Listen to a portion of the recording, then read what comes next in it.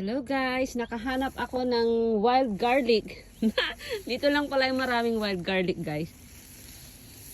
Ganito ang wild garlic oh, ganito yung bulaklak niya.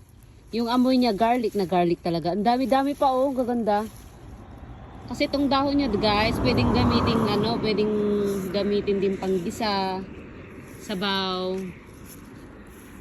Ito oh, nakakuha ko oh. Ayan, nakakuha ko ng garlic, wild garlic. Ang bango.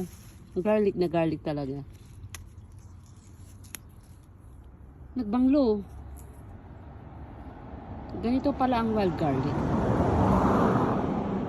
Nagbanglo si ka. So ayan guys, ito lang muna yung kinuha ko, sa susunod ulit yan. Kasi marami dito ang wild garlic. Oh, ayan oh, gadupay pagalaan ni. At apay ni, drakkel. Oh, diyan muna kayo.